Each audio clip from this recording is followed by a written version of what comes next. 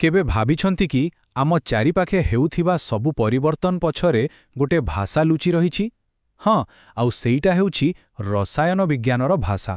ତେବେ ଆସନ୍ତୁ ଆଜି ସେଇ ଭାଷାର ରହସ୍ୟ ଖୋଲିବାକୁ ଚେଷ୍ଟା କରିବା। ଆଚ୍ଛା, ଗୋଟେ କଥା ଭାବନ୍ତୁ ତ, ଗୋଟେ ଜଳୁଥିବା ମହମବତୀ ଆଉ ଗୋଟେ କଳଙ୍କି ଲାଗିଥିବା ଲୁହା ପାଇପ୍, ଦୁଇଟା ପୁରା ଅଲଗା ଜିନିଷ, ନୁହେଁ କି? କିନ୍ତୁ ଏ ଦୁଇଟା ଭିତରେ କିଛି ଗୋଟେ ସମାନତା ଅଛି। କ'ଣ ହେଇପାରେ ସେଟା? ଆଶ୍ଚର୍ଯ୍ୟ ଲାଗୁଥିବ, କିନ୍ତୁ ସତ କଥା ହେଲା ଏ ଦୁଇଟା ଯାକ ଗୋଟେ କାହାଣୀ କହୁଛନ୍ତି, ଆଉ ସେଟା ହେଉଛି ରସାୟନ ବିଜ୍ଞାନର କାହାଣୀ। ତେବେ ଆସନ୍ତୁ ଆଜିର ଏହି ଆଲୋଚନାରେ ଆମେ ସେହି ଭାଷାକୁ ବୁଝିବାକୁ ଚେଷ୍ଟା କରିବା, ଯେମିତି ଆମ ଚାରିପାଖର ପରିବର୍ତ୍ତନକୁ ଆମେ ସହଜରେ ଚିହ୍ନିପାରିବା। ଠିକ୍ ଅଛି।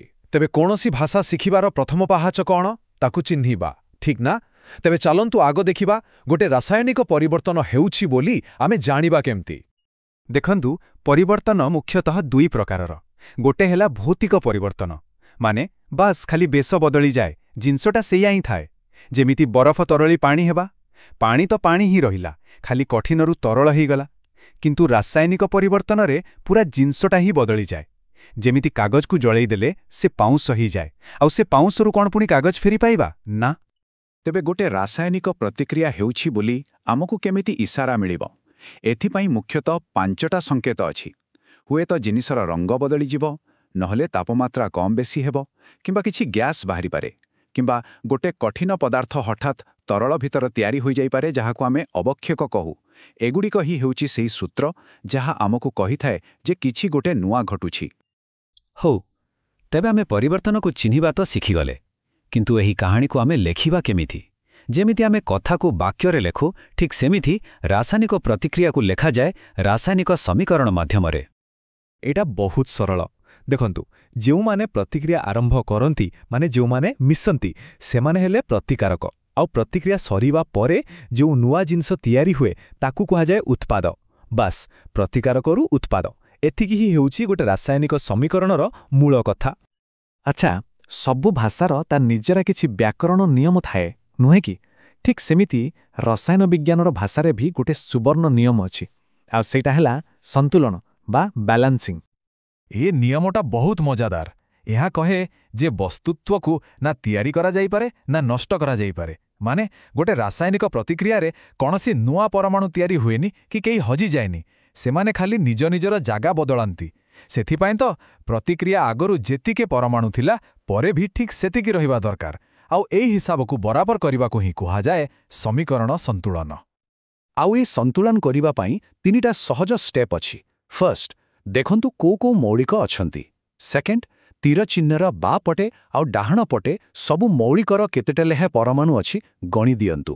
ଆଉ ଥର୍ଡ, ଯୋଉ ପଟେ କମ୍ ଅଛି ସେଠି ଠିକ୍ ସଂଖ୍ୟା ବା କୋଏଫିସିଏଣ୍ଟ ବସେଇକି ଦୁଇ ପଟକୁ ସମାନ କରିଦିଅନ୍ତୁ। ବାସ୍, ହେଇଗଲା। ଏବେ ଆସନ୍ତୁ ସବୁଠୁ ମଜାଦାର ଅଂଶକୁ। ଯେମିତି ସିନେମାରେ ଅଲଗା ଅଲଗା କାହାଣୀ ଥାଏ, କିଛି ରୋମାଣ୍ଟିକ୍, କିଛି ଆକ୍ସନ୍, ଠିକ୍ ସେମିତି ରସାୟନ ବିଜ୍ଞାନରେ ବି କିଛି କ୍ଲାସିକ୍ ପ୍ଲଟ୍ ବା ପ୍ରତିକ୍ରିୟା ଅଛି। ଆସନ୍ତୁ ସେମିତି 4ଟା ମୁଖ୍ୟ କାହାଣୀ ବିଷୟରେ ଜାଣିବା। ପ୍ରଥମ କାହାଣୀ ହେଲା ସଂଶ୍ଳେଷଣ। ଏଇଟା ହେଉଛି ଏକାଠି ହେବାର କାହାଣୀ। ଏଥିରେ 2 ବା ତାଠୁ ଅଧିକ ଜିନିଷ ମିଶିକି ଗୋଟେ ବଡ଼ ନୂଆ ଜିନିଷ ତିଆରି କରନ୍ତି, ମାନେ ସିମ୍ପଲ୍ ପାର୍ଟନରଶିପ୍। ଏହାର ଗୋଟେ ବଢ଼ିଆ ଉଦାହରଣ ହେଉଛି ଯେତେବେଳେ ଗୋଟେ ମ୍ୟାଗ୍ନେସିୟମ୍ ଫିତାକୁ ଜଳାଯାଏ, ସେତେବେଳେ ଏହା ବାୟୁର ଅମ୍ଳଜାନ ସହ ମିଶିଯାଏ ଆଉ ଗୋଟେ ପୁରା ନୂଆ ଜିନିଷ ତିଆରି କରେ, ଧଳା ପାଉଡର ପରି ମ୍ୟାଗ୍ନେସିୟମ୍ ଅକ୍ସାଇଡ୍। 2ଟା ଜିନିଷ ମିଶି ଗୋଟେ ହେଇଗଲେ।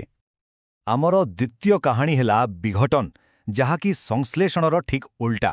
ଏଇଟା ହେଉଛି ଅଲଗା ହେବାର କାହାଣୀ। ଏଠି ଗୋଟେ ବଡ଼ ଜିନିଷ ଭାଙ୍ଗିକି ଛୋଟ ଛୋଟ ଅଂଶରେ ବଦଳିଯାଏ। କିନ୍ତୁ ମନେ ରଖନ୍ତୁ, ଏମିତି ଭାଙ୍ଗିବା ପାଇଁ ବାହାରୁ କିଛି ଶକ୍ତି ଦରକାର। ଏହି ଶକ୍ତି ତାପ ଆକାରରେ ଦିଆଯାଇପାରେ, ବିଦ୍ୟୁତ୍ ଆକାରରେ ଦିଆଯାଇପାରେ, କିମ୍ବା ଆଲୋକ ଆକାରରେ ବି ଦିଆଯାଇପାରେ। ଆଉ ଏହି ଭାଙ୍ଗିବା ପ୍ରକ୍ରିୟାରେ ବହୁତ ନାଟକୀୟ ଭାବେ ରଙ୍ଗ ବଦଳିଥାଏ।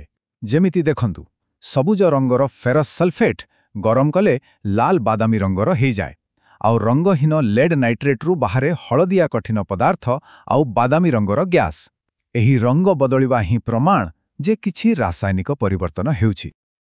ଆମର ତୃତୀୟ କାହାଣୀ ହେଲା ବିସ୍ଥାପନ, ଯାହାକୁ ଆମେ ଅଧିକାର କରିବାର କାହାଣୀ ବୋଲି କହିପାରିବା। ଏଥିରେ କ'ଣ ହୁଏ ନା, ଜଣେ ବେଶୀ ଶକ୍ତିଶାଳୀ ମୌଳିକ ଆସେ ଆଉ ଜଣେ କମ୍ ଶକ୍ତିଶାଳୀ ମୌଳିକକୁ ତା ଜାଗାରୁ ହଟେଇ ଦେଇ ନିଜେ ସେଠି ବସିଯାଏ। କିନ୍ତୁ କିଏ ବେଶୀ ଶକ୍ତିଶାଳୀ ଆଉ କିଏ କମ୍ ସେଟା କେମିତି ଜଣାପଡ଼ିବ? ସେଥିପାଇଁ ଅଛି ଏହି ସକ୍ରିୟତା ଶ୍ରେଣୀ। ଏହା ଏକ ପ୍ରକାରର ପାୱାର ର୍ୟାଙ୍କିଂ। ଯେଉଁ ଧାତୁ ଏହି ଲିଷ୍ଟରେ ଯେତେ ଉପରେ ସେ ସେତେ ଅଧିକ ସକ୍ରିୟ ବା ଶକ୍ତିଶାଳୀ। ଏହାର ସବୁଠୁ ଜଣାଶୁଣା ଉଦାହରଣ ଦେଖନ୍ତୁ।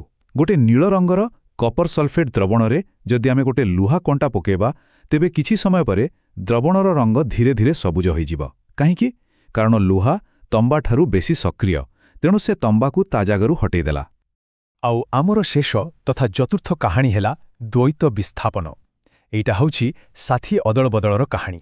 ଏଥିରେ ଦୁଇଟା ଯୌଗିକ ନିଜ ନିଜର ଆୟନ ବା ସାଥୀକୁ ପରସ୍ପର ସହ ବଦଳେଇ ଦିଅନ୍ତି। ଭାବନ୍ତୁ ତ, ଦୁଇଟା ପୁରା ସଫା ରଙ୍ଗହୀନ ତରଳ ପଦାର୍ଥ, ଗୋଟେ ଲେଡ୍ ନାଇଟ୍ରେଟ୍ ଆଉ ଗୋଟେ ପୋଟାସିୟମ୍ ଆୟୋଡାଇଡ୍, ଏ ଦୁଇଟାକୁ ଯଦି ମିଶେଇ ଦିଆଯାଏ ତେବେ କ'ଣ ହେବ? ତାହେଲେ ଚାହୁଁ ଚାହୁଁ ଗୋଟେ ଜଳଜଳିଆ ହଳଦିଆ ରଙ୍ଗର କଠିନ ପଦାର୍ଥ ସେଠି ତିଆରି ହୋଇଯିବ।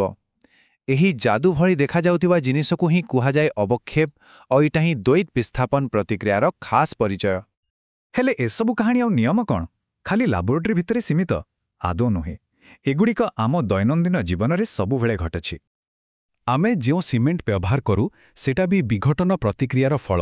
ପୁରୁଣା ଜମାନାର ବ୍ଲାକ୍ ଆଣ୍ଡ ହ୍ୱାଇଟ୍ ଫଟୋଗ୍ରାଫି ସେଇଟା ବି ଆଲୋକ ଦ୍ୱାରା ହେଉଥିବା ବିଘଟନ ପ୍ରତିକ୍ରିୟା ଉପରେ କାମ କରୁଥିଲା। ଏପରିକି ଆମେ କାନ୍ଥରେ ଯେଉଁ ଚୂନ ଲଗାଉ ସେଇଟା ବି ଏକ ପ୍ରକାର ସଂଶ୍ଳେଷଣ ପ୍ରତିକ୍ରିୟା। ଦେଖିଲେ ତ, କେମିଷ୍ଟ୍ରି ଆମ ଚାରିପଟେ ଅଛି। ତେବେ ଏବେ ତ ରସାୟନ ବିଜ୍ଞାନର ଏହି ଭାଷା ସହ ଟିକେ ଚିହ୍ନା ପରିଚୟ ହେଇଗଲା। ଏବେ ଟିକେ ଚାରିଆଡ଼କୁ ଦେଖନ୍ତୁ। ଖାଦ୍ୟ ରନ୍ଧା ହେବାଠୁ ଆରମ୍ଭ କରି ଲୁହା କଳଙ୍କି ଲାଗିବା ପର୍ଯ୍ୟନ୍ତ ଆମ ଚାରିପାଖରେ ଏହି ମୁହୂର୍ତ୍ତରେ ଆଉ କେଉଁ କେଉଁ ରାସାୟନିକ କାହାଣୀ ସବୁ ଘଟୁଛି?